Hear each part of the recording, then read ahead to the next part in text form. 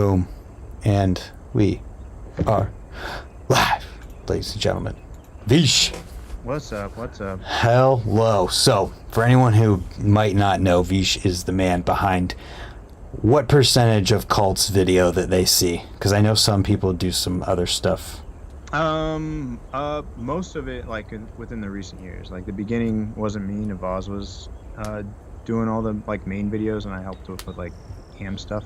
And then eventually, we did some more things, and I started kind of, like, taking over most of the videos. But pretty much all of it, like, even today, a video came out that I didn't film, but, like, was happy to edit. People are out there filming and working and trying to just make edits and keep the whole thing going, so I want to just, like, do whatever I can. People are out filming and working hard doing it, so. Hell yeah. So you are the guy doing that, for anyone who doesn't know. And for anyone who also doesn't know, VEESH here started a YouTube channel last week called Ugly Filmer. It's linked in the description below for anyone watching later. Hit the button, subscribe to it, check it out. And tonight I thought it would be cool to you froze. I don't know what happened. But yeah. Moving. You may have to go back to OBS and start it again, but I thought it'd be fun tonight to talk with him about filming for Cult and his YouTube channel and just anything video related that we get into. I'm not sure why it might have froze there. Not back? Not yet. Okay. You can hear me though? Yes, I may have, but you're on your screen. We may just have to reconnect the call. Okay. I'll just call you back in a sec. All right. Sometimes technical difficulties happen. It's okay. No worries. That's my other camera. Whoops. Camera button. There we go. Okay. So, anyways, I kind of wanted to start this by going way back because I feel like everyone, God damn it, Noah, he said because Mac. Because we're using Macs. He's hating on my computer? He's hating on our computers. Okay. But I wanted to go all the way back to the beginning of, like, because I feel like every one of us who does video stuff had that moment of, like, I want to film. And, like, I just kind of wanted to hear the backstory of how you got, like, psyched on filming in the first place.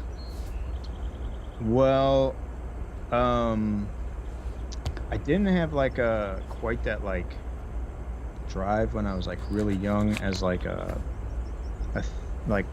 thing to pursue as much as it was, as probably most people now who, if they had a camera and they were out riding, they would just, like, try and film. And my dad had a camera that he would let me use, and I'd use it, but I don't even know if I, like, really edited anything from all that footage. It was like we filmed it and we watched the clip on the camera, and then eventually, I don't know, it was like I always had trouble with the editing side of things. But later on, my friends had cameras and I would just, like, use their stuff, and then eventually I, like, tore my ACL and stopped hanging out with, like, most of the, like, friends I used to, like, ride with all the time. And so then after, like, not seeing them for a while, I kind of just wanted to go to the park and, like, I don't know, I guess I was waiting to get surgery or something on my knee, and so I decided I'd just go to the park and use their camera, or I must have had a little tiny camera or something way back then, and I just was filming them, and it kind of just, like, because I was off my bike, it led to, like, being more interested in trying to film and edit. And I always loved BMX videos. Like, I watched tons of stuff and watched it all the time, and, like, so I was, like, so familiar with the videos, but it wasn't, like, the thing I was trying to do from, like, a young age. I was probably already, like, 21 or 22 when I started, like, taking filming a little, like, more serious, where people, I feel like before that, were probably, like, 17 or something and trying to, like, get after it. So yeah, I got like going with it pretty, like, steady, because I, like, dove in and, like, really liked doing it. But Yeah, so it kind of got fixated on it in the like probably around 22 or something like that. So, but I don't know. I guess I had a lot of opportunity to film people, and then like that kind of went on to being able to film with people like Dakota or like hang out with like Robbie and just meet a lot of people and have like opportunity to film people, and that just kind of like helps turn that into more of a career, I guess. But Yeah. Did you do so? It's always been BMX for you. there's been like side stuff that's like been like sometimes it's 50-50, but most of the time, even within side stuff, like I was working at Fox Racing, like motocross skier, stuff like that. And when I was working there, it was like I was the BMX guy to do BMX stuff, but I had to do wakeboarding and motorcycles, mountain bikes, all this other stuff too. Um, that really opened my eyes more like the mechanics of how like the industry side works and like how to kind of do that stuff. But I've always been like kind of passion driven on the projects, and when I have to make something that I don't really feel like makes an impact or matters as much to like the people who are watching it, it's hard to kind of like, I don't know, like I do it and then I would like immediately want to go work on BMX video regardless of work steps. It was like really Yeah. like fulfilling just to make it, and like especially go to places like Swamp Fest or meeting people like you who talk about watching the videos. Like I forget some of that. I remember we premiered I think like AZ video when we did Knock 'Em Down, and we stayed for like a month and had a house out in Arizona. I like saw people posting like, oh, they're watching it and stuff, and I'm like, oh man, sometimes I forget that like how people are taking it in and that they're looking forward to it, and that's what I did as a kid. So trying to like keep some of that stuff going is I don't know, I think it's kind of important, and it's what I want to do, and it kind of rolls into YouTube channel stuff where I don't know, you know, at the moment I have a skit video up that's like a joke.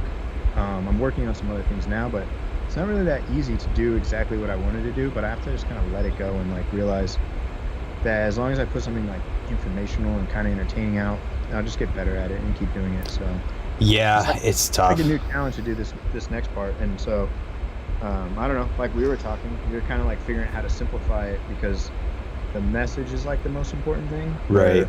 The you know, some of the other details aren't as important, and you're just gonna make another video anyways. You're gonna do better on that one and better on the next one. So And something I've thought about for a long time with my own stuff, but haven't done yet, is that you can always revisit something that you did previously. So there's videos, for example, that I've done talking about like frame geometry or something like that, where the information is solid, but like I watch it and I cringe because of how like awkward or it doesn't, how bad it flows.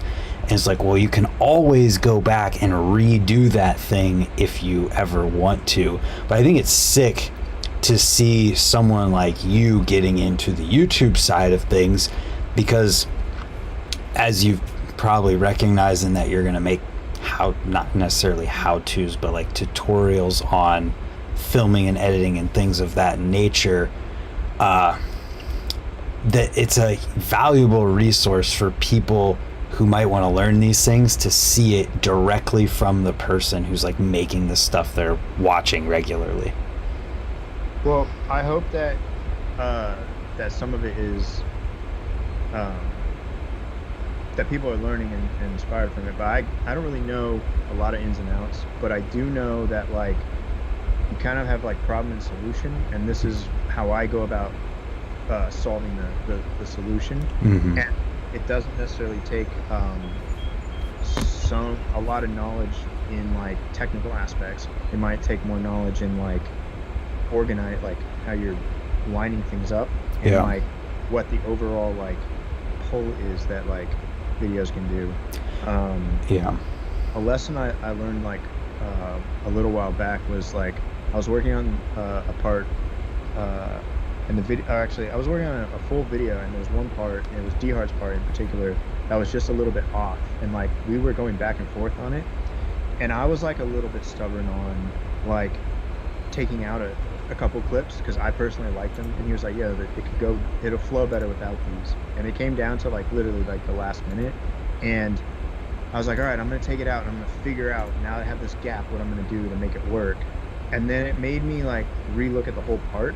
And by the time it was done, the it went from being like that was decent to like, wow, that actually worked. And that was because like you have to like figure out how to align like the Rubik's cube. Like you have to like get all these like pieces to start to connect, and like there was just like a couple colors that were left that you had to like figure out how to get organized and like make it so you could solve that puzzle. And when we did it, I was like super happy with it. He was super happy with it. But like in the moment, it was like, well, this is the video. This is how it's gonna be. Like I don't know how else you can watch it. It does whatever. But the difference of reorganizing those clips created the difference of the attention, like, and how you were like drawn into it, and like the flow of it went by, and like I don't know, it creates like a little like bop.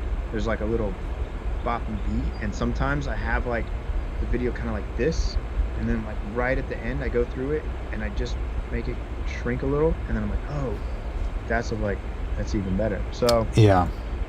I don't know, just learning like little bits of how you can like look at it. Again, is everything I'm gonna do is just like either kind of like helpful or like funny within BMX hopefully, or like within like filming, or like kind of filmer culture, if that even exists. Like, you know, like It does. just to those people who are interested, and to other people they might not be interested because I might not make an edit, like an actual riding video. Yeah. Break down like something to show somebody who's like, oh, that's how that's done, or I don't know. I'll figure it out as I go. But yeah, just I mean, I don't want to just make tutorials of like this is how you do it and this is how you do it, but at the same time, like I want to get to a place where I'm almost making like episodes of like BMX slash filming, like again like lifestyle, like stuff that like showcases a bit more substance to riding, the thing that like kind of keeps everybody there, or has like one of the things that brings people to Swamp Fest, you know, like stuff like that. It's just like there's so much like life to it that like it's getting a little bit diluted, I think. Yeah, well, I think it's just I put my hat in the ring of being like, okay, well, I'm gonna try this. Does this help like showcase other things that are going on in BMX? Because it's like going in lots of different directions. I'm not gonna like be able to like fix anything, but if I just watch it, then I'm just watching it happen. Like again, it's not even necessarily a down. It's just different, and yeah. I'm just gonna like try with this, I think. I think that it's just gotten to a point where there's mostly videos from like the well-known people within the BMX world, when it like riding videos, where you don't necessarily like, see a ton of the other stuff. So it's cool that you're going to be doing things that show more than just what you see in a cult video. Yeah, but I mean that's what I do for the cult video, so I'm gonna keep doing just those riding videos. I hope some other personality pieces over into that, because I think as I learn to do stuff that's on the YouTube side, I can kind of like not water down Colt's videos or anything that we do, because I've fought for keeping videos to be in that style. I'm not saying that we were going to vlog or anything, but there's always something coming up, and it's like, do we go this way? And it's like, no, I think we're tried and true to making like very solid videos. People to want to expect like a certain style of thing, but at the same time, people like they're not. I actually do think we bring a lot of fun like vibes to our videos, because we end up doing a lot of crew stuff, and I love seeing everybody in, so you kind of just see everybody together. Like going to New York when Vegan first got on, that video is like pretty cool for that. Like if you go back and watch that one, it's a lot of camaraderie, and then at the very end I give him just like his own little section to nod to him being like new to the team and stuff. But like it is an edit, but it's not like we spent like all these trips and then we just got what we got and put it out, and it's fun. But I'm hoping that, I think there's more to that side. I know a lot of people can do like a raw video or something. I actually might have something that I'm working on in that regards. I went through some old projects recently, and I was really going to cut something for Instagram, and now I'm looking and seeing like, oh, actually this is kind of cool. I might just like run it as a video, like a raw video, on the Colt channel soon. And maybe I'll just like dive into that world a little bit between edit and raw, edit and raw. And I see a bit of people doing that right now, but it's still like a perspective, a different perspective to something that you've already seen. So that's what's so cool about the raw concept. And like, yes, it becomes a very easy secondary piece of content to put out there, but at the same time, if you're making the edit correctly, you're cutting out like most of the stuff that is non-essential to the edit, but would be something cool that someone might want to see. So the raw brings that to the table and also gets something else out there at the same time. Yeah. No, I'm seeing that, and I'm definitely going to try and dive in to showcasing a little bit more of what's going on in Colt stuff. But I think as I'm like trying to do stuff with Ugly Filmer and give a approach to show the process behind stuff, it'll open my eyes to like working on seeing those opportunities with Colt to kind of enhance both. I'm hoping. Just like, yeah, I don't see any way that it wouldn't do that, because diving into the YouTube world and like trying to do well with it, you learn a lot of stuff, just like anything else. Well, at some point I have to like, and some of the things I've been trying recently, I'm like thinking about that I'm making it for YouTube, and like at one point I had to like stop working on what I was doing and just shoot the thing I was shooting. It was like a product thing, and when I just shot the thing, I started getting all the angles I wanted and realizing like I gotta make sure that I'm still putting what I'm working on first. Mm-hmm. And I'll go back and I'll figure out how to make the YouTube video to go with it. But like, it's not what I do. It's really hard to like to work on these kind of videos, because my mindset is just like the trick and the clip that goes with the trick, yeah, and then some kind of feel that goes on top of it. It doesn't have a lot of talking, so then I'm rambling and trying to cut down the I'm like, dude, this is taking forever. Like, it's really, really difficult. But at the same time, I think that as I see the problems, I go, okay, don't do that again, don't do this again, and I'll start to streamline it. And I'm talking like I have a lot going on. I have one video out, but I'm still I have more videos that I've filmed that I just haven't put together. Yeah. And so they're all in the process of being edited, and hopefully I can get to something that kind of looks like a rhythm of like a video a week or something like that. But at the moment, I'm doing my best to just get the next couple pretty soon, so I'm not like going like, boom, this is out and then it's not out. So right. I just had an idea that could be really cool for the future for you. If there's ever a shot or shots from videos that really stand out in your mind as like, this was a challenging thing to film, like the behind the scenes story of how you had to accomplish getting that shot in the moment, could be something really sick for people to see. I have like 2 or 3 things right off the bat that you're right, I should put a note. That's dude. Yeah. No, I should definitely do that. I could tell you that in It's Later Than You Think, when Corey loops a full pipe as the opener, and I know it's been looped, but like for him to do it in the line, and just the eeriness of going up there and like being like, okay, so you're gonna loop a pipe, and you're like, it feels crazy, and then he has to do it in a line. That's what made it even crazier, and I never like was so scared. So yeah, I could probably pull that down, and a couple other ones right off the top of my head would be actually some pretty good stuff. But see, I almost would take some of that stuff and bring it over to Colt as like a raw video or process, and then maybe on my own thing I can have the talking part. I don't know. We'll see. There's so many options. I'll figure out ideas with what I'm doing in that regards. But yeah, that'd be an easy one. But one of the problems, I don't have anything. I haven't gone out to film anything. I have like a stuff that I've shot in the studio that you're looking at. But I need to get out and like do some actual like filming tutorials. Main thing is shooting on the phone. Like, need to shoot a phone tutorial. I know this is, I like feel like I'm late to a party on something, being like, everyone knows how to film on a phone, but I think it's more or less just like the entry level point that like you don't even need to go get the camera right off the bat, because you're going to learn a lot about editing in the filming process. So just get on getting the clips and figuring out how to, like, if anything, it's going to be harder when you get the camera, because the stabilization and some of the other features that are in here make it so easy. Like, Yeah. get a camera now, it's like all goofy. Yes, the image is better, you have more control over like the settings and the overall look, and it's professional to have a camera. So I'm not encouraging people to get the camera, but if the phone gets to the point and it can literally do replace the camera, I can't wait. Because Yeah, I'm ready for it. And go on a trip Yeah. instead of around a bag.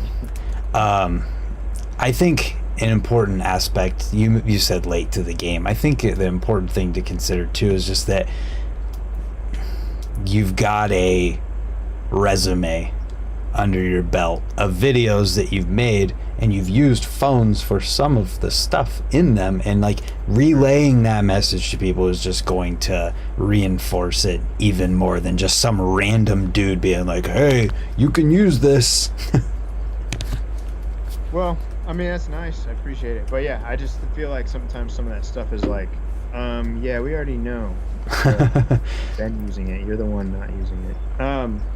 Nah, but at the same time, it's like a lot of principle, like of understanding composition, how clips go together, those kinds of things. Or you're gonna get more. It's actually more of an editing thing than it is a filming thing, because you can, I don't know, you have to like use the tools that are in front of you, and each of them like can do a different thing. Like you saw when I had that little like dad cam thing. Yeah.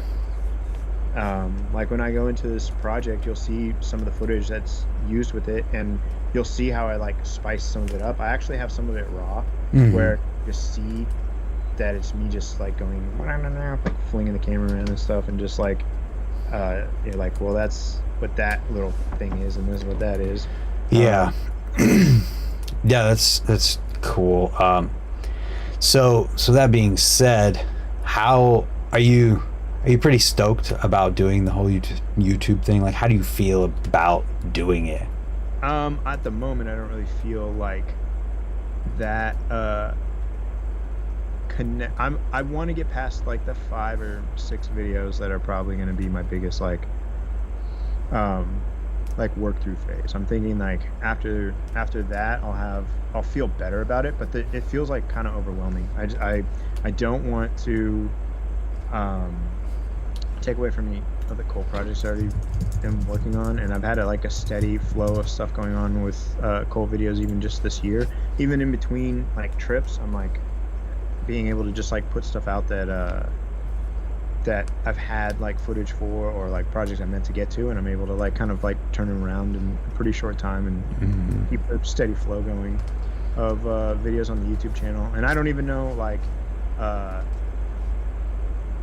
I think that's just where I'm at right now. It's just like kind of working quickly but like diligently. Like I wouldn't put something out I wasn't stoked on, and I didn't think like people who were going to watch it weren't stoked on it either. But I am kind of like in this like fast-paced thing, but that's for the edit. Like I've been doing the same thing with editing, that it's kind of like I'm not making the same video, but you know, I'm like I can see how to align all the clips in the way I want to and find music that works with it. Where again, going to the YouTube thing is a different thing. So once I'm figuring that out to the way I figured out how to edit a BMX video, then it's going to be exciting, because I really just want to take ideas and bring them to life, and not be like, oh, I didn't get the shot I needed, or this is weird, or the audio's bad, or like something like that I'm running into at the moment is making me not psyched on just the process of getting those videos done. Yeah. But that's what the like name with Ugly Filmer thing is about, is like some stuff in the middle is just so not there. You're like, oh, did I mess up? Did I pick the wrong song? Did I do? And then like again, it aligns, and once I work through it, I figure out, okay, like you're good. It's just like sometimes you've seen it too many times, or you start to second guess, and that's like what's hurt me the most, I think, is second guessing. But like you have to be within reason. Like you can't be like, oh, it's good, just don't second guess. And it's not. Other people usually help. If people do get to see it, they go, it's all good except for what's going on there, and I go, oh yeah, I'll fix that. So, Yeah, that second guessing in that little voice of like it has to be perfect in your head is what makes things turn out great. but that's why I can't not listen. I have to listen because I have Yep. to figure out how to like know that it's telling me what to like the right thing to do. So, That's how but you that's end up at figuring out because I go look at other videos and I'll like even see things I was like, oh yeah, you're supposed to don't do that next time you're cutting too fast or some other thing um and then like I go, oh well, I made that video and it turned out good, so you can make this next one and it'll be all right. Like, but yeah, no, there's a lot of it's funny, like I don't just get to put them out, like I don't just like make it and go, all right, it's great. And sometimes I feel like maybe other people do that, but I think that people that like um or kind of like feel the same way I do about videos, put that like heart into it, like that little bit of touch of like worry that like it's not going to be, so you try to like turn it up a notch.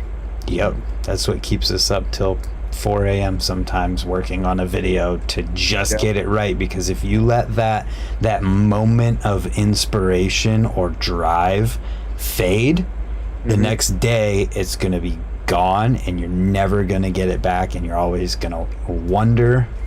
Yeah, I definitely have those moments. I think even this last video that we put up, I'm like, I was like just looking at the footage, and the next thing I know, I'm editing the video, and then I was like, wait, I can finish this, and then Mm-hmm. now I'm just going like Yep.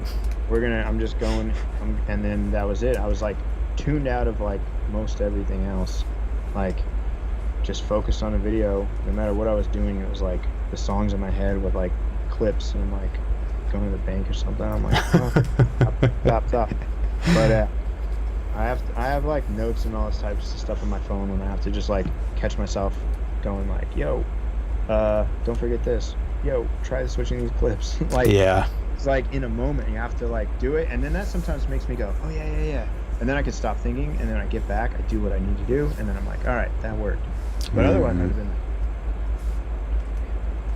the whole day, and then I wouldn't really be out riding or whatever else I'm doing. So The Notes app in the iPhone is the best thing.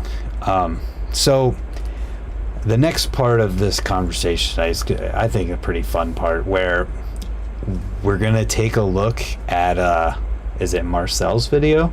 I do have Marcel's video pulled up, yes. So what we're gonna do is, he's got it pulled up, and we're gonna shrink his camera a little bit and actually take a look at the Premiere Pro project for that video, and just kind of talk through your editing process for it, and some of the things maybe you think about when you're doing it.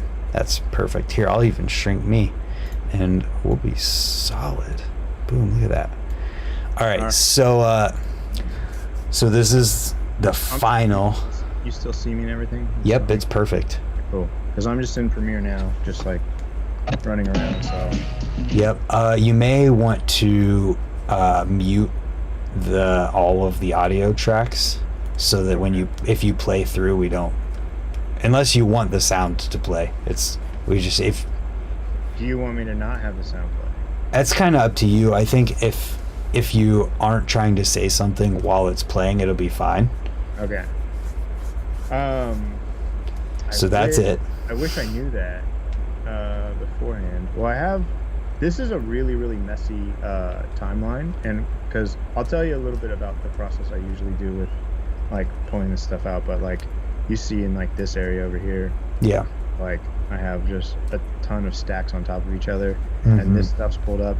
Usually that means that I was unsure of something, or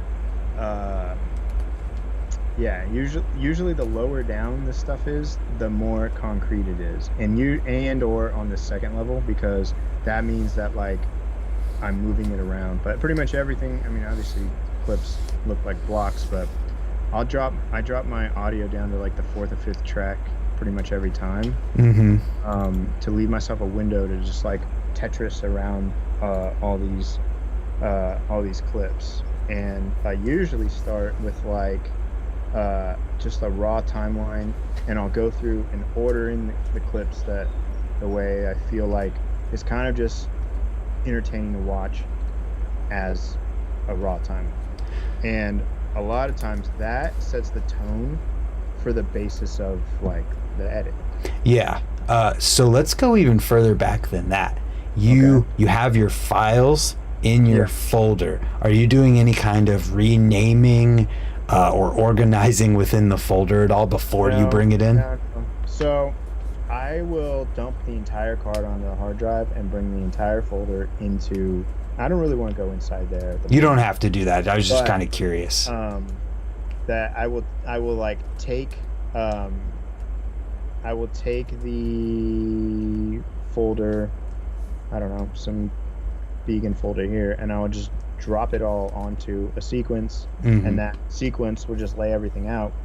And then from there, I have like the clips that would be on like the bottom track. Let's see. I don't even know what this is.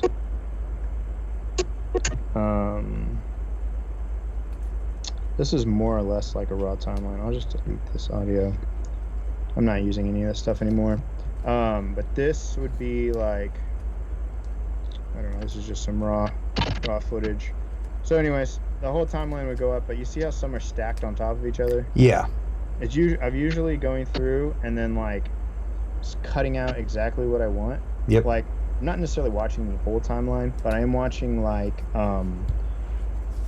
what I kind of remember from the day or like what was going on, and then I'm constantly marking clips, even if it's B-roll, even if it's like a crash, even if it's something, I'm constantly marking it, because when I see all these clips through like this, I can see the space of them, and I could see a really short clip and usually a really long clip right before it, because I've let the camera run longer when somebody lands it, so I see that back to back, and sometimes it's not that, but I just keep moving on, and I'm usually like zipping through with like the little arrow keys, back and forth, or using like the L, and like I'm like, okay, I want that, and then I'm just Apple K, boom, boom, I want that, and then I'll like end up just bringing this up top, and that's my like select level. And I end up getting rid of all the stuff below it, or just moving it off to another side, putting that into a timeline that's like edit 1, like this one says it is, and now I have that to work off, and I'll just make this stuff. And I'll create little hubs of like,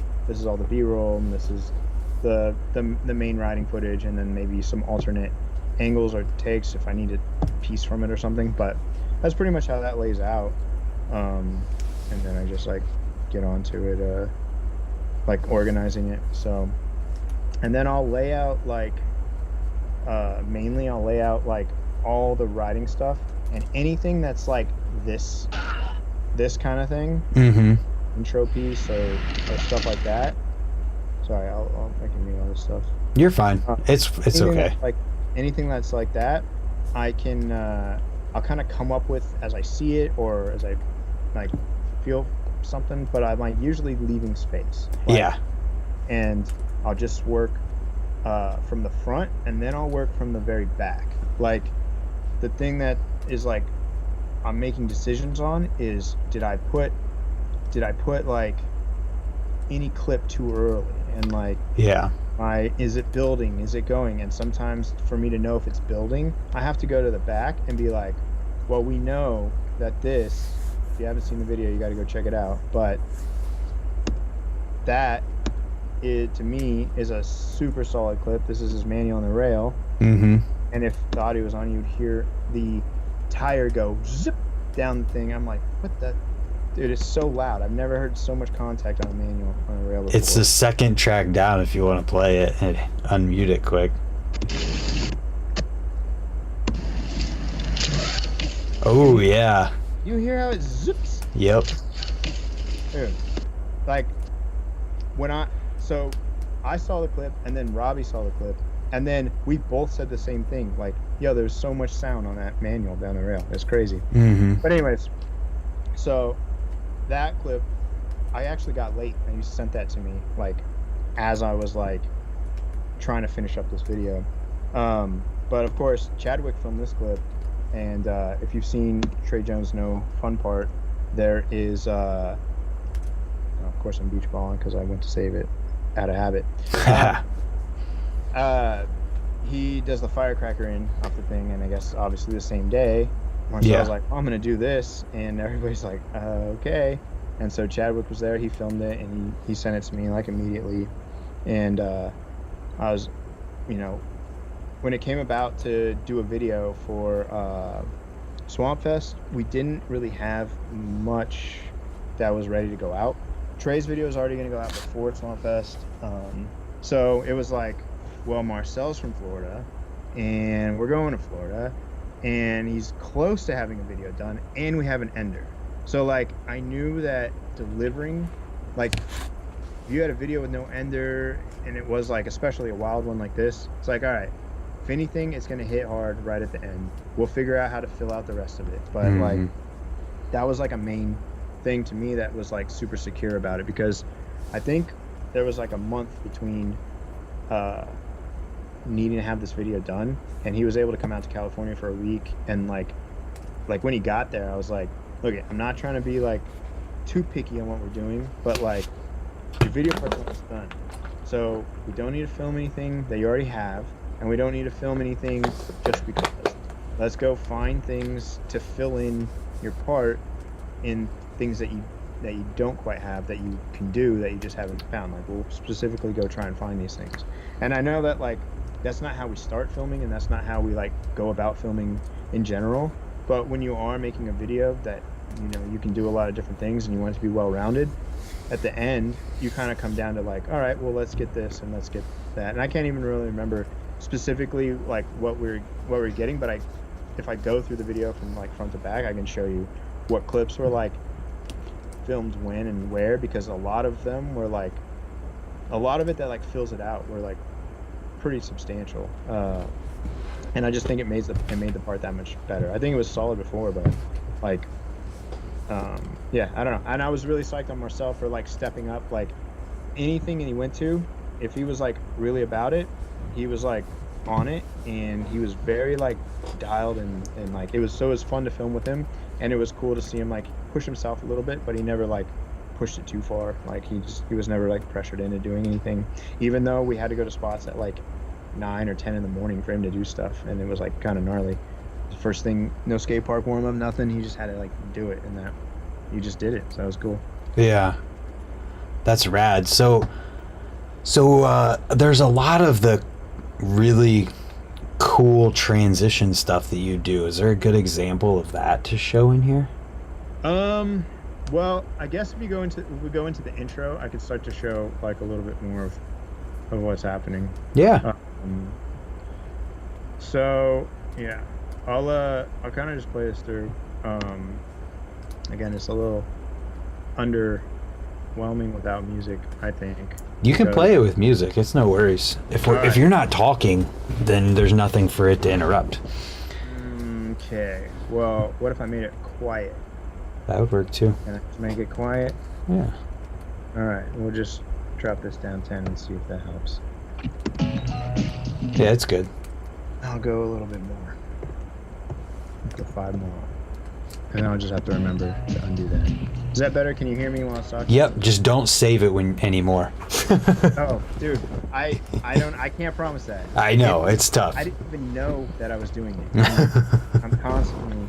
That's a good habit to have for anyone who's watching this. I don't even know that it's happening. So, all right. I'll try to walk through most of this video, and then I'll try to get not just like the stories of what happened, but like a little bit of the editing side of it, because I got to forget that it's about that and not just like how did that day go when you guys. Yeah. So anyways, I have to guess what this is actually. Okay, I can tell you what it is. This is dad cam. Hold on, if people don't know what I'm talking about, I'm gonna get it. Yeah, let's do that. I got a couple things right here that I can show you. One is this, and then this is a new fancy trick that I just started doing just to change it up, and that's GoProing it afterwards. All right, so let me explain what you're about to see. This is a thing I do at the end of the videos. Well, I'll film like out while we're filming with this. Like, I treat it almost like you would a film camera, like a 8mm or 16 or something, and you're like getting uh, you're getting like B-roll shots and stuff like that. I'll film whatever with it. I'll hand it to somebody else. They'll film with it. And people usually like mess around with this and sometimes come back with like funny stuff or something that I wasn't expecting. I end up using in a video. I don't have too many examples of that in this video, but what I do have is this little bit. It's kind of hard to tell within like just this little piece, but I take this camera and I turn it on and I film. I zoom in on something and I film like this. I can't even see what's going on. But anyways, I would film and I would just go da da da da da da da, and it makes all these lines. And usually it's just like a solid color or like a lapse in color. And I'll show you a specific one later on. But that is this, and then you can kind of see like a dominess to the grain. Mm-hmm. So I put a filter on top of this, like inside of. Why don't I have all my windows open? Whatever. Anyways, like I put like a color filter on it, so I'll turn that off, and so it like. Oh yeah. So I'll go through and put like little filters on the what I call the dad cam stuff, and then I'll bring in, like I brought in the GoPro, and then I refilm the screen again, and it puts like a little bit of the warpiness to it, and you could probably see it in other parts of the video better. But yeah, it just becomes like an overlay. That was an actual fisheye, but so like this piece right here, it kind of like makes that thing go. You see, it's like them, and then he's closer. Oh, that's a piece of the filmed screen. Yes. So I see. I'll break this down. We'll move it all back.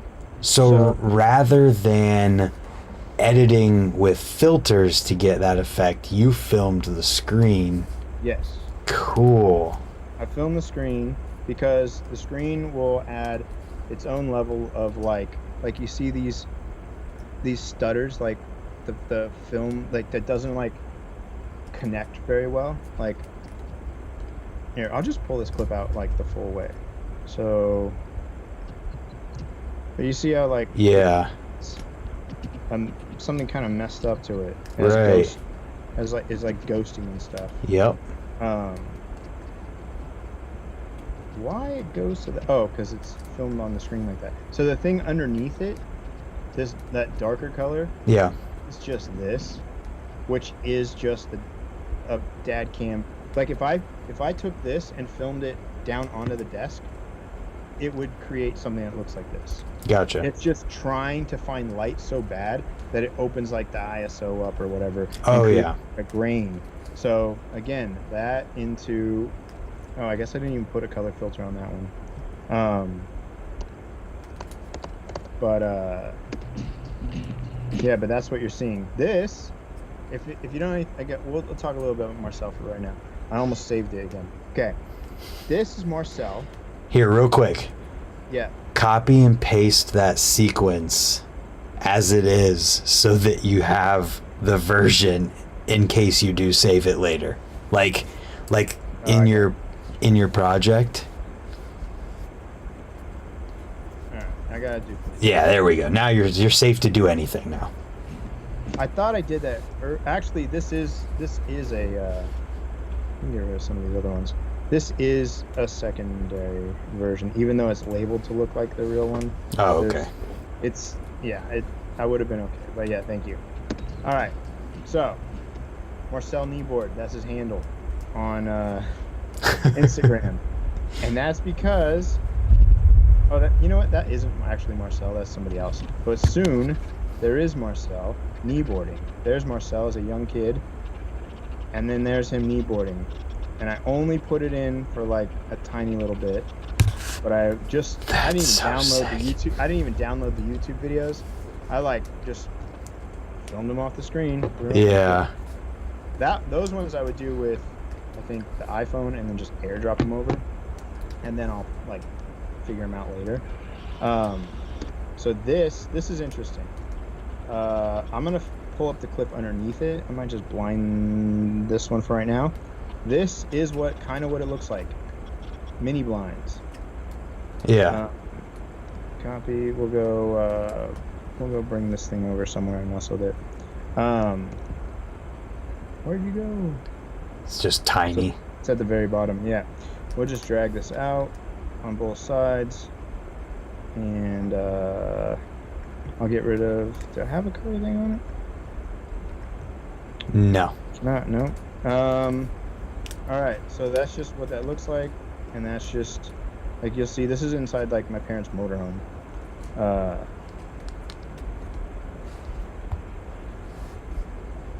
There's, like... This is just how, like, I get some of these shots. Like, I find a piece that I go interesting, but, like, you see how it kind of goes dark there? Yeah. I'll use that little piece. And then, again, these are just blinds. And I, like... Oh, whoa! Yeah. Whoa! That looks like interlacing. I've used them a lot. They're in Corey's intro before he does the like full pipe loop. Yeah. He crashes and goes to the hospital. I use that effect again, but those are actual vertical. Those are vertical shades, and these are. That's so wild. Ones. That just blew my mind. In project.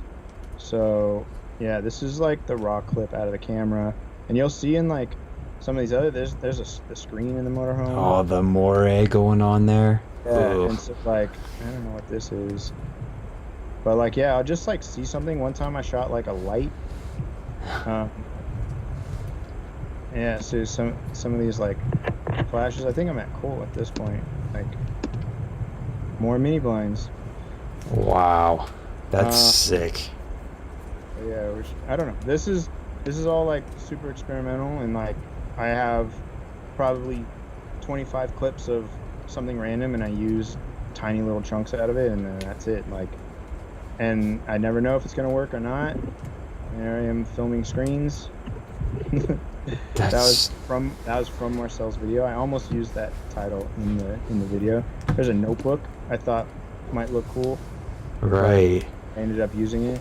Dude, you're gonna have so much fun when you get the newer iPhone that has the macro fisheye on it. This one's not liking me. I gotta be careful on some of them. Yeah, I need to get a new phone. All right, I'm gonna get off this and go back to the edit because it doesn't want to like process all that right now. No worries. So, but now that's like a little piece of like how the effects can be done. If you don't have anything, and like the phone can do the same thing. I've had to use like the film app inside the phone and not film anything and just like again put it down, like turn the film app on, put it down on the table, and then let it film. And like while it's filming on the table, I'll do this. Yeah. Create like a little light leak thing, and then I'll throw that in. I'll put text over top of it or use it to like fill in little gaps or something like that. And I just like. Usually I would just like make the video and be like, okay, I need to put some stuff in it, and then I go about finding all the stuff to put in it. So yeah, I don't like do that usually from the very beginning as far as that goes. I always call it like the frosting. So like once I've built out the cake and the cake is like dialed and delicious, I'll throw on a layer of this stuff or something else to make it come, because I go like bring it to life. You know, like I can. Like, again, I could watch the video all the way through and be fine with it, and then at the very end put all these other pieces on it, and it kind of smooths out some of the things I don't like or fills in little gaps or like makes it engaging. So this is funny because like the thing underneath him says like something about being famous or whatever. I literally heard this little line in a song after I'd already worked on the video, and I didn't know what to put in the front. And then I was like, oh, it'd be funny to put paparazzi and like other things like that in the front. So I don't know, it's kind of interesting. But it's just, you know, a young kid who's like just getting into, you know, filming his first video, and I don't know, it's kind of a funny thing to do to I don't know, have an intro like that for him. I think it's amazing, and it's just the type of thing that like, yeah, anybody can take the clip or just a clip and put a text title over it, but taking it that next step and then taking that next step 5 steps further just adds to it and makes it that much more awesome. Well, I think that like even some of the videos I grew up watching had some of these feels to it. Like a lot of intros, and they were shooting on film and stuff. Like if you think of like old System Cycle videos or something in that regard, like they have like a feel, and it's kind of goes in and out because I remember like watching Ford or you know a video of that era, and there's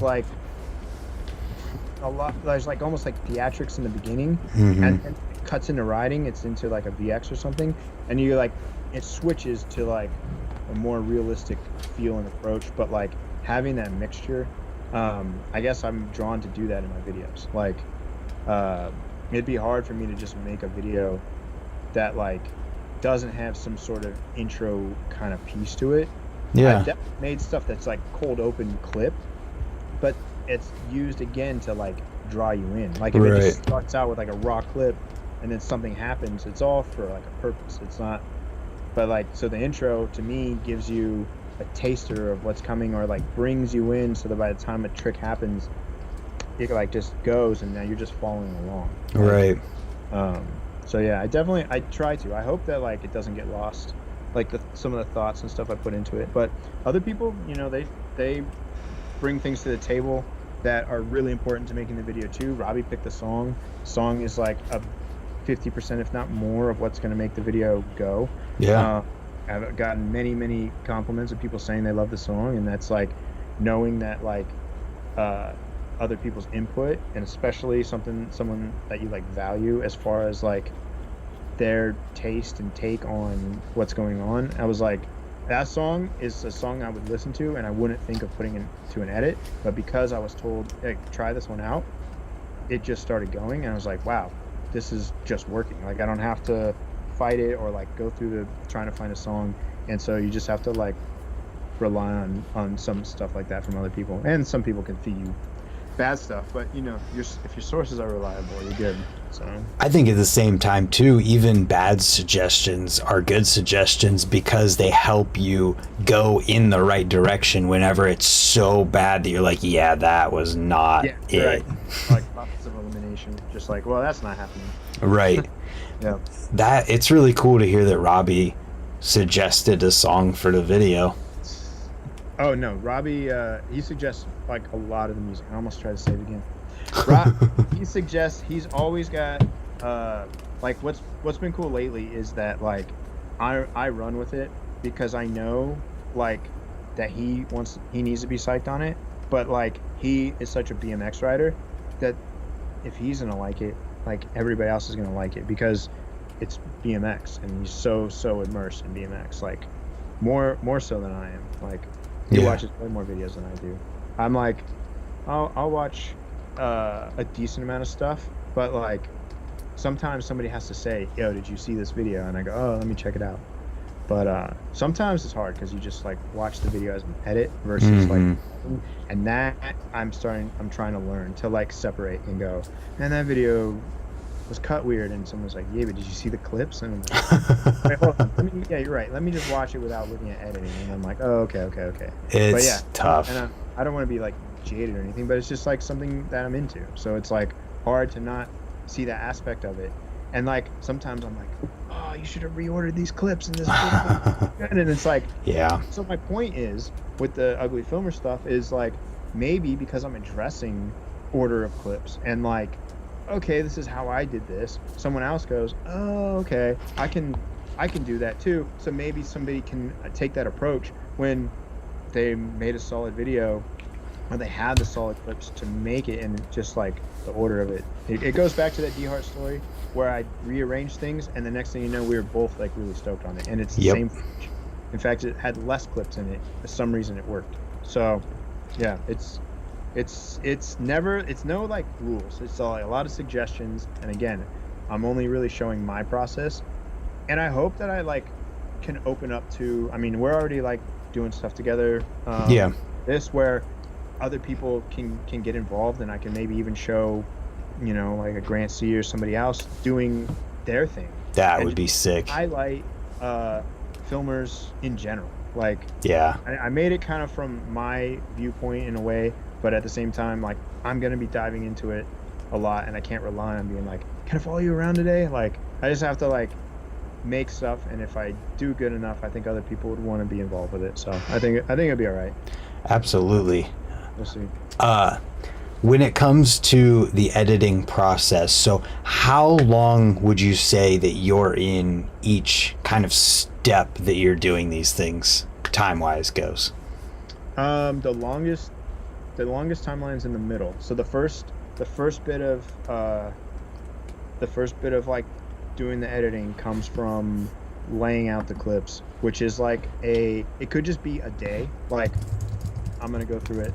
So in particular, a video like Marcel's, where I've laid out all the clips throughout the process of getting it, at the end of the day, now I'm like, okay, how do these really make sense? I try not to overlook anything early on, because then I get stuck going, well, this clip comes after this clip, but they were just filmed in that order, or I just captured them in that order, or whatever. So I have to like refrain from overwatching a timeline before I'm really going to go into editing, because I need to like take my reaction from the clip and go, oh, all right, I like this, and put it in place, and then take this other one and go, I like these 3 clips together.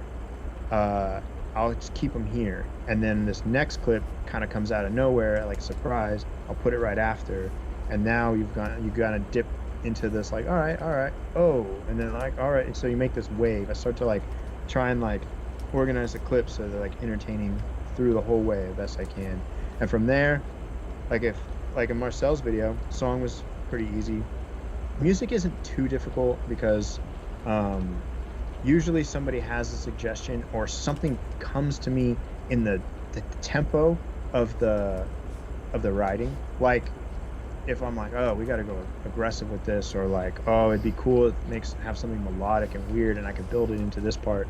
And usually I just like do some searching on things that I have like kind of like leads on, things that screenshot, or like just any collection of stuff that I've done, and I'll go back through, find a song, and if it works, I'm good. If not, I reach out to Robbie or somebody. But usually anymore, Robbie's like, I'm like not even home from a trip, and he goes, hey, here's some stuff I've been listening to or like thinking about, and I'll like put that playlist together and listen to the playlist. I used to spend a lot more time on music. So a project like the San Diego trip that we did at the beginning of the year, I would sort all the footage, start to see what makes sense, start to see if anything groups together in a certain way, start to like categorize it, and then I'd get the music and I'll download all the music and I'll put the music down how I think it should be. And if I think a song is too long or only like a piece of it, I'll figure out how to cut it or cut around it. Oh yeah. And then I will export the playlist and airdrop it to myself, and I'll just listen to it. I'll listen to it when I'm driving, I'll listen to it other places, and I'll be like, I could just listen to this. Like it goes, it moves into this, and I kind of create this little like remix. And from there, I go, okay, that'll all work in the places I'm seeing. So it's almost separated. I've like looked at the footage, feel like it goes a certain way. I looked at the music, I listened to it, and I feel like it goes a certain way. And then I'll like kind of like just put them over top of each other and go, yeah, that's gonna work.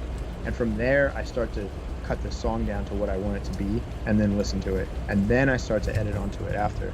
But I don't do a ton of editing. So that's like probably day 3. Like if I was working on San Diego videos, a long thing. That's like that's like 2-week trip where I have a ton of footage. A video like this is like about 5 days to make it. And so by the time I'm to the music stage, I kind of start like putting things where I want to put it, and then certain things I kind of lock them in, and that's where I'll show you. Again, this is a really sloppy project, but you see how this is like down, yeah, on the bottom. Yep. That means that I locked it. Like I'm like, oh, I like that. We're good. Right. Do not touch that anymore. And then that's cool to hear. The stuff that's on top of it is like something that moved in, and I'm pretty sure it's going to be there. And usually stuff that's way up here. Now this stuff, this video was made, I think it was made in like 4 days, and it was like I exported it the night before we went to Swamp Fest. You mean edited, right? Yeah, edited. Okay. Yeah. No, it's filmed over a long period of time, but like from the time I like had the song, it probably took like 4 days to like put it together the way I wanted to. I mean, some of that included, I think, sorting out some of the footage and stuff. But Right.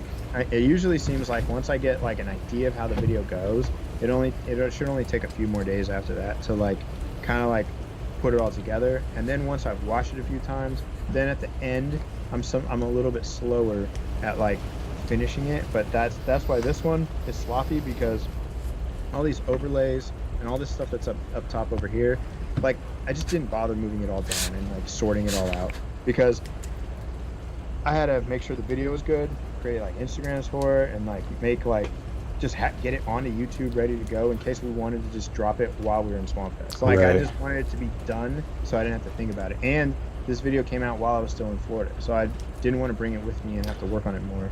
So Gotcha. it was like extra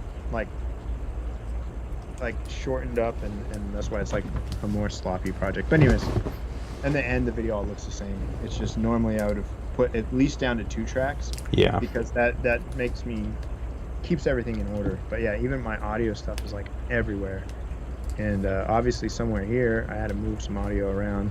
Sometimes I have to shorten the gap in a cheer. Somebody lands it and they roll away for a long time. Yep. They're like, yeah, and I'm like, all right, hold on, you cheered, but let's get it right here. Yep. Right when he lands it, make that high pass. So I feel that too.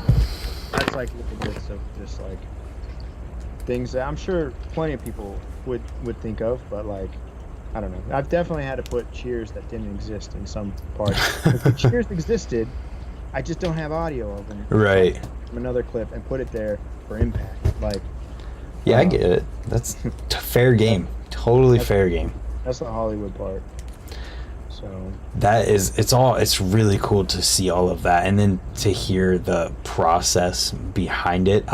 So would you say that you get to a almost finished product and then go a couple days of like sitting on it and like tweaking things before? The tweaks on it at the end are like the last 2 days, and I'm kind of like, I would say the video is 75 to 85% done without all the like frosting stuff, without all the like all that treatment. Another thing that takes a while too, that is a day, is any color and sound is usually at the very, very end. I'm not really worried about it too much. So sometimes that like bit of time, it gets eaten up, because what happens is I go in to do color and sound, and then I go, is this right? And I'll sit at this one spot and be like moving it around, and sometimes that works in my favor. There's times when I like took 3 clips that were in the middle of the part, put them in a different order.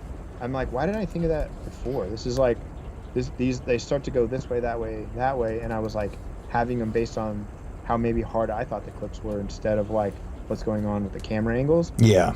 And then it didn't even really matter, because it was like pulling your like attention in different directions. Right. I should have done that to begin with, but that's why some of those that last bit of time.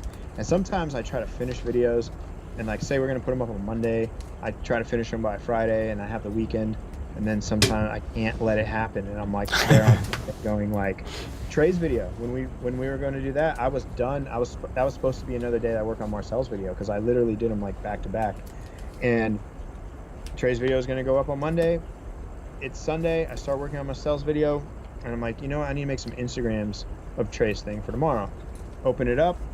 Next thing I know, I'm in the project, working on it some more. And I'm like, it's impossible to not sometimes. I like the final version better than the other version that we were going to put out that I thought was finished. But I guess if it was still not out, I'd still be working on it now. And I don't know what I'd be changing. Like, it just seems like that's how it goes. It's just constantly changing and changing and changing. So I've been learning to be like, and sometimes it goes back to my initial thought. I overworked it, and I'm like, oh, I went and looked at my first version, and I was actually closer in my first version.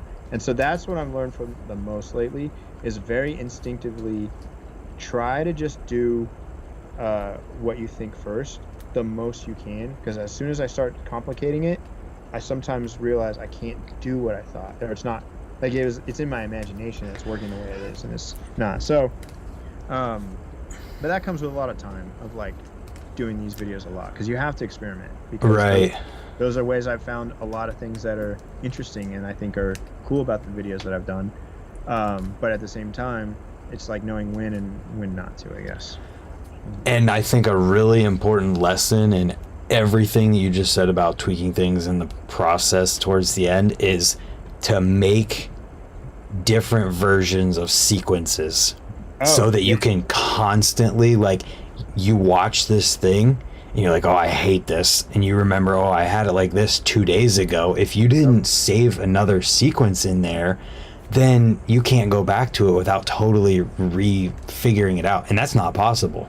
No, I mean you're talking exactly about like a tutorial video that I'd want to do, and it's just like weird little tips that, again, there's probably a YouTuber who's done all this stuff, but like if you're just like wanting to figure out how to like do a BMX video, you might not know what you're looking for.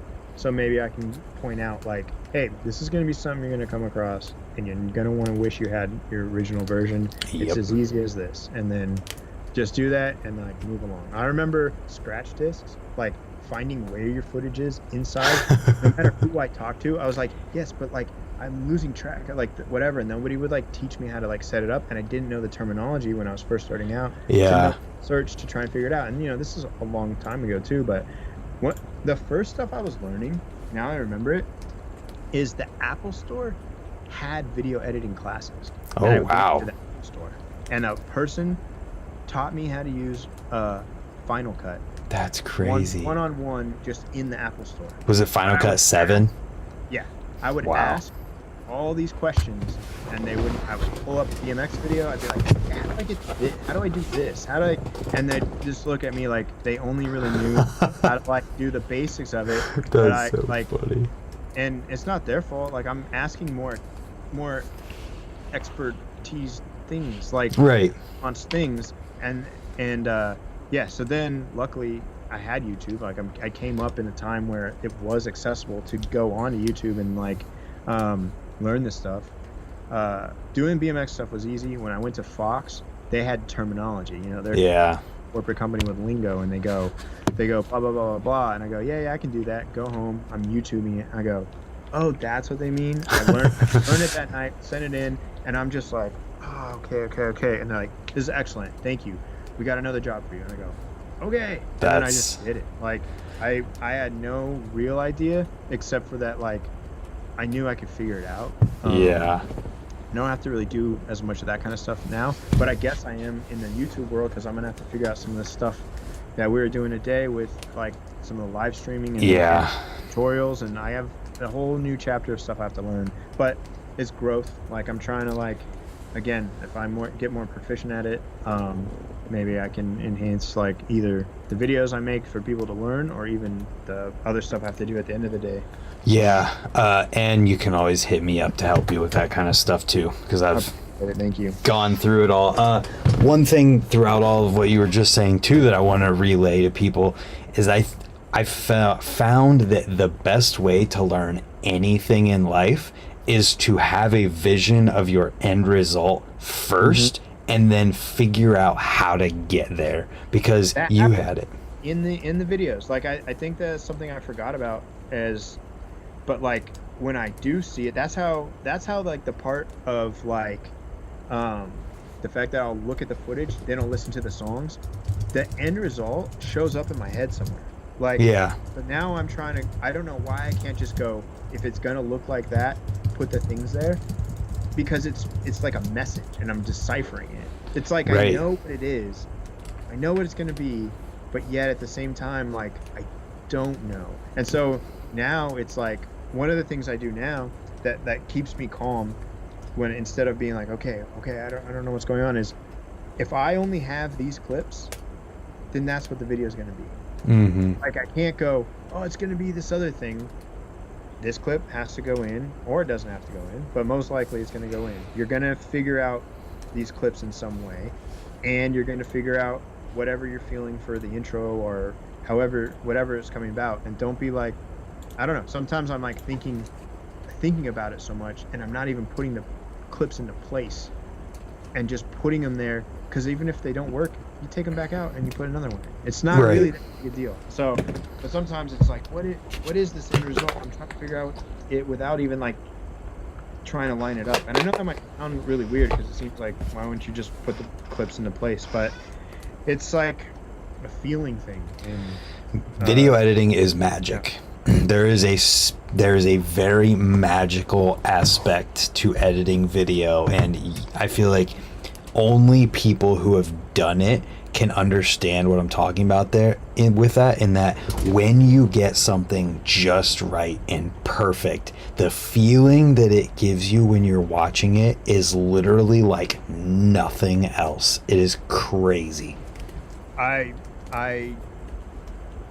definitely relate to that, especially in the beginning, and you put like a little something together, even if you don't have anything else going on. You're just that one part. You're like, oh, this is good, and that's probably fixated on. I go, oh, that part's good, and then the other part doesn't give me that feeling. So then I go, okay, something's wrong. But really, I just have to just keep going. It's gonna be figured out. But no, and like that's what, I guess I saw when I was younger watching the videos, is like whatever that feeling is that they were able to put together. And I think people back in the day, they didn't try as hard, but you don't need to. And I think that's probably even what's going on right now, is like the bike riding in this case, is the thing. So you don't need to overdo it with really anything else. That's why my intros go in heavy, like art kind of stuff, but the rest of the video doesn't have too much. Like it kind of goes right into riding, or an appropriate like high five or something else to go with it. But and I might be needing to mix it up a little bit more, but like I kind of pack in face shots and other things like that in the very beginning, the best I can, to make it go right into riding and have the riding all flow together. But what I was trying to say about the older videos is just like, there was like a something to just putting the right song underneath the riding, and then just putting the clips over top of it in a particular order. Like it was definitely like edited, and it's not like the super old videos that I'm referencing, but like stuff like I've referenced Ford like a lot, but like I don't know, even getting excited to watch like an older video like American Muscle, like an old Schwinn video, like there's a lot of editing to that, and that has a lot of that good fun vibe, and like it's just interesting to think back to like some of those old videos and how simple they are, but like you could put it on and anyone would still probably be entertained. Because it's like tried and true aspects that go on throughout, and I want to try and keep that stuff relevant or like going on in these videos, and it's not too cluttered with like crazy shots and stuff. I think that stuff's appropriate. Like I have like, I don't know where it is. This is how, I'll be back in a second. Into oh, there you go. I have a Ronin. Is that that's never been turned on? Not Whoa. It's been turned on, but it's never been used. Ronin. That's funny. I have a drone that's in a bag that I've never flown yet, but I bought it when I had gotten like some extra money, and I was like wanting to use it, but I just like don't know what I'm gonna do with it. So hopefully with the Ugly Filmer, I get out and I like experiment with these things that are tools that like don't apply, in my opinion, to cult videos. And here's the thing, I could be wrong. I could like go out and use it and then go, oh, I should be using this in video, but that could be only in a necessary like situation, and it could be a thing that helps enhance maybe some of the videos I do with those with cult stuff, because I do want to try and experiment and do some other things, but again, I don't want to clutter it up with technology just for technology's sake. Like I think what you're gonna learn with it is that having the YouTube channel as a way to kind of like, for lack of a better term, fuck off with the technology and like do whatever with it, is going to allow you to learn how you would implement it into the cult video, instead of having to be under the pressure of like, this dude's only going to do this trick one time, and I'm trying to use this gimbal that I've never filmed for a cult video before. I can't mess this up. That's exactly what goes on, and I just, since the day I got it, I was like, I'll get around to it. And then I usually am constantly, when I go out, getting clips, or like doing something where I'm like, I could probably pull it out somewhere and try it out, but I don't know. I just don't end up doing it, and now it just sits over here in the Right. corner. And I actually stole the tripod off the bottom of it. I can't even stand it up anymore. That piece for, so I bought all of that to use the tripod off the bottom. Nice. That's an expensive little tripod piece there. But yeah, that's just me. I'll get around to it. And that's, again, you're exactly right about the YouTube channel opening up those things, because it's something to do to make like a video that's kind of interesting, and then when I do experiment, I go, oh, look at what I can do over here. So yeah. Yep. Did you ever, or have you ever heard of Digital Rev TV? Yes. Oh, The YouTube channel with Kai. Yes. Kai's not on it anymore. No, Kai, he did his own thing. And Yeah, he's got his own. There's the other dude, the tall. Locke. Yes, Locke. Dude. Yeah. It's So that's what those guys do, though. They Yeah. take they take the stuff, and then they just go out and they'd be, shooting street photography in Hong Kong. It was so cool. The English accent on the, Well, so you should do. Oh my god, dude, it'd be so sick. And like, I would love to do something like this, but I would never be able to pull it off with everything I do.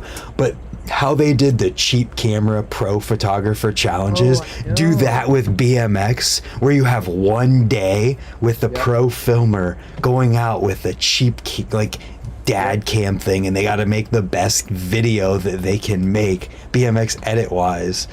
That would be so cool. See, and that's exactly what I'm thinking. That's like entertainment.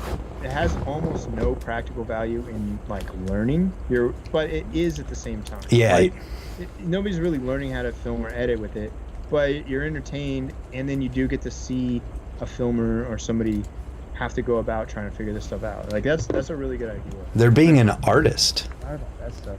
I still have messages from those videos that stick with me today. The one that they did with Chase Jarvis, where they're talking about art cam.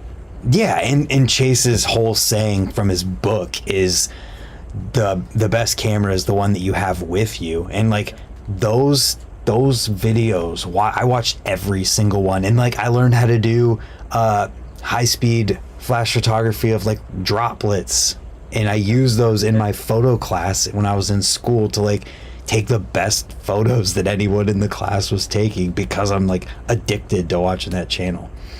Yeah, if you like absorb, other people probably aren't watching YouTube video. They're just going to the class. You're like doing it, and then it pays off. It was cool. So there's a couple questions I wanted to hit before the people might leave. This program is Premiere Pro, probably CC 2022.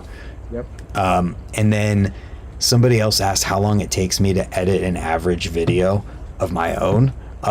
So on the daily video basis of like just a writing session, since I started using music again, I've gotten into a habit of I'll run through the edit and just cut out all of the BS, because I'm not making a writing edit. It's not like I'm being very specific. I'm just cutting out the dead space and crap that doesn't make sense.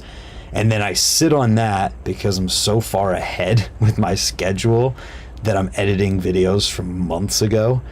And when it comes time to post it, I'll watch it the night before, add the music in, and adjust the music levels and audio levels of people talking and when it is necessary. So I would say the first part is probably like a 1 to 3 hour time period, depending upon how much footage was during the day. Longer if it was a lot.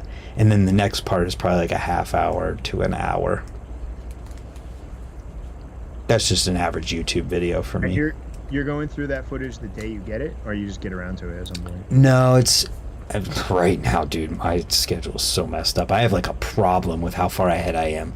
Like the video that came out today was from January 14th. So does that mess up anything as far as like? I don't think so.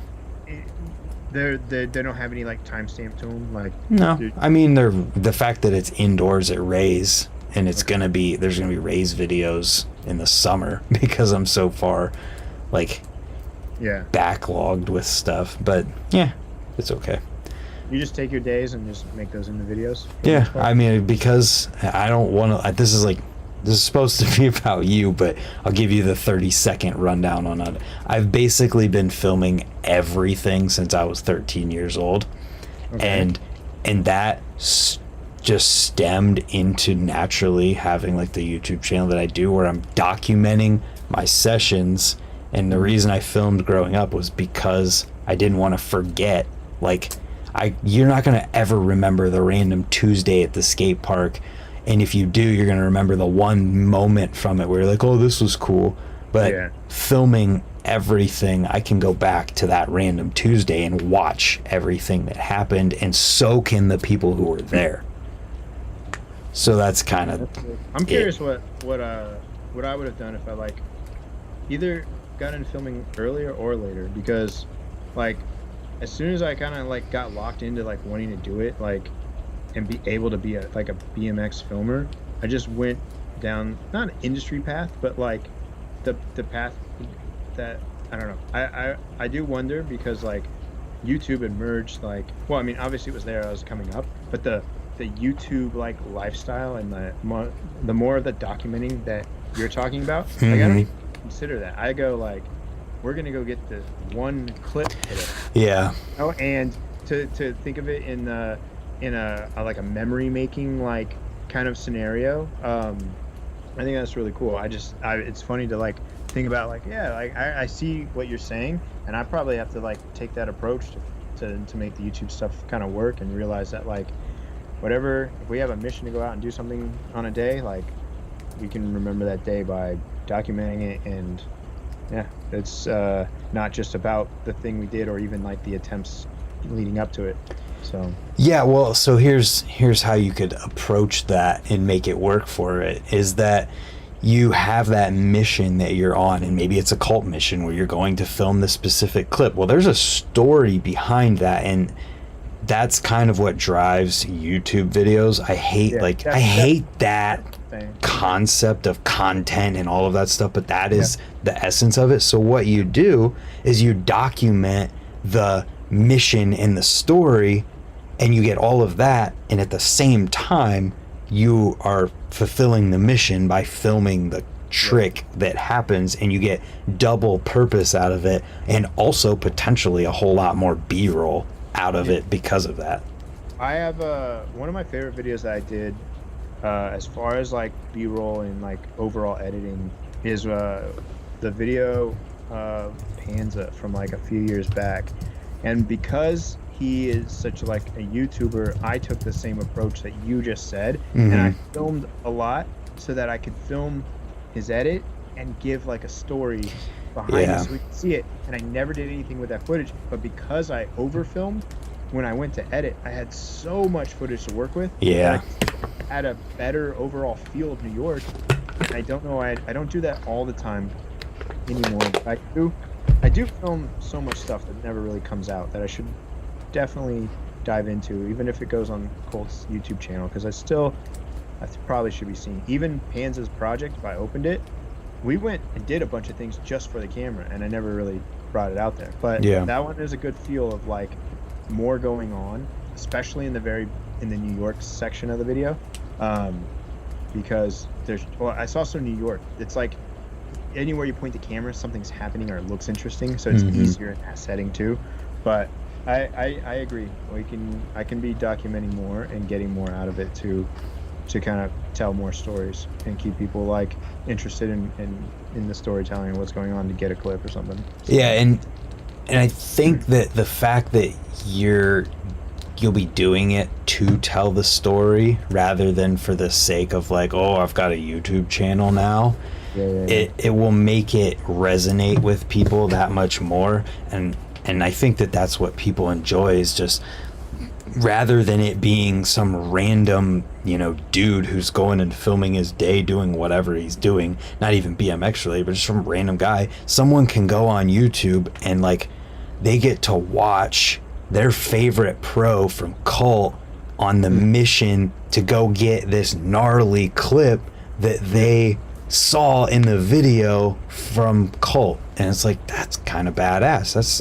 That's really sweet, and that's why I use my phone so much, because people are way more natural in front of a phone, because most of the time, like the one day I was riding with Hamilton and out here riding street, and I filmed it and I made a video from it, and then he saw it and he was like, that was really cool, I didn't even know you were filming most of that.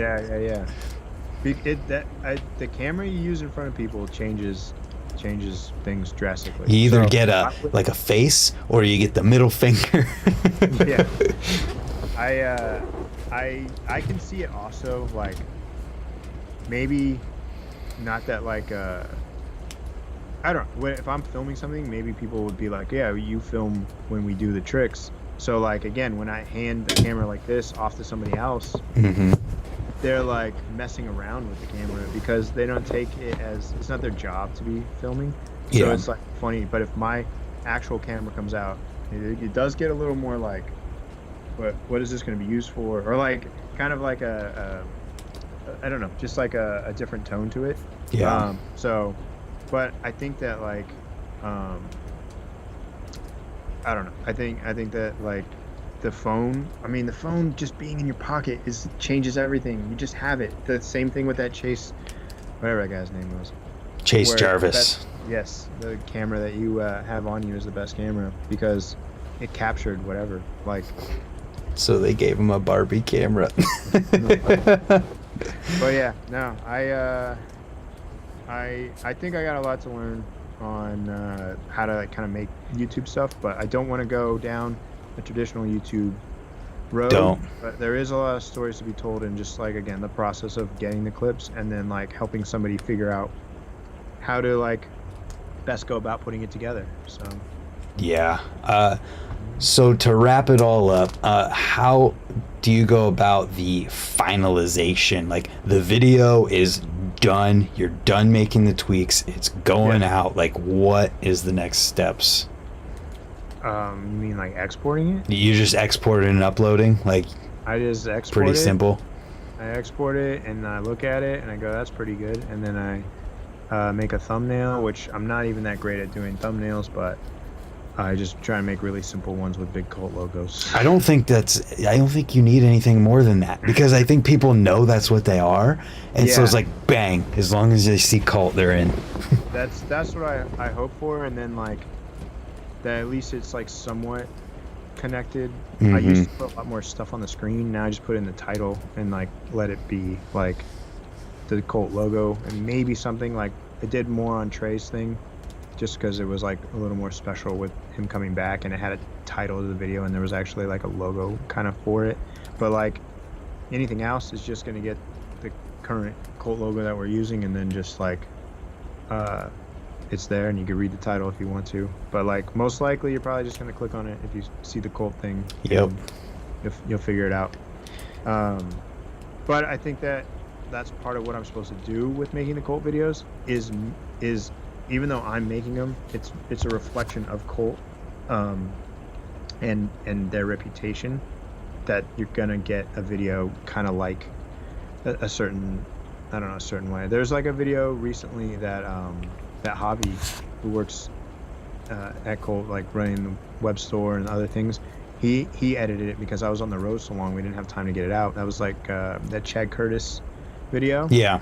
He put that together, and he put it together great. And like I think like if he did more stuff, or even if other people did, they would still make it. It doesn't necessarily have to be me, but it still has to like deliver on the cult standard.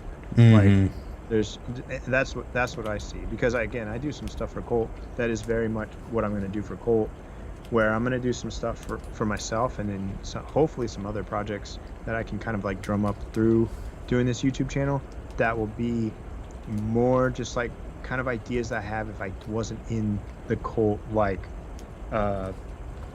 imagery and like stylization, which I love. Like it's very natural. I'm not saying that I'm doing something completely different, but at the same time, like there is like a branding to it and a style, and that has to develop too. So I don't know, I feel like I'm going on a long ways about it, but no, you're on like a track that makes sense. Cole has a brand image, and if you uploaded something completely outside of that, people would be like, what is this? Yeah. And so sometimes I don't feel like I have a lot of room to experiment, but it goes back to what you're saying about using the channel. I've already had one thing so far. I was shooting the new shoe we have with Vans, the one that's already out. I was like just doing it for a video of showing how you can shoot product with almost nothing, and you kind of make a inanimate object kind of like come to life, just with like a phone.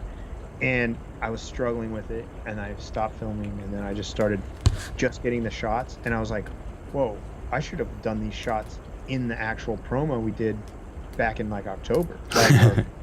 But I wasn't thinking that way because I don't do product shots. Yeah. Like, really. So I'm experimenting myself, and now I'm like, okay, we could probably recreate another promo with some of these shots and some of the clips again, and I could probably make something else. And so now I'm like, went from just doing an ugly filmer project to now being like, oh, I could do a full Colt recut of this thing with new stuff in it, and at least make like an Instagram promo or something. And that, again, now I've got something cool I can put out for Colt, and I have a behind the scenes video for myself. So that's like kind of where it's gonna line up. But yeah, that freedom of like being like, all right, I'm gonna go outside the box is helping. So I'm hoping that like with the drone and the gimbal and like other things, if they do fit, I can use them, and that can be like a cool step in a new direction for doing Colt stuff maybe. Hell yeah. Well, for anyone who hasn't somehow clicked on the ugly filmer link in the description yet, check it out. Appreciate that. Thank you. There's more stuff coming soon. Daily videos every day. Oh, no. No. We're not an everyday channel. No. We'll be better. Again, there's 2 videos on it right now, but I hope by the end of this week I have another video up, and then next week hopefully I have another, and then I'll probably figure out what I'm really doing. So yeah, there's not a whole lot going on at the moment with the channel, but it's just starting to get going. So check it out if you haven't yet, and I appreciate your time here. This has been really sweet. Well, thank you, and I'm down to come back anytime. So yes, we're having more topics to talk about. We should do that after you get things moving a little bit more and kind of chat some more about stuff. All right, sounds good to me. Hell yeah. Well, thanks for tuning in, everybody, and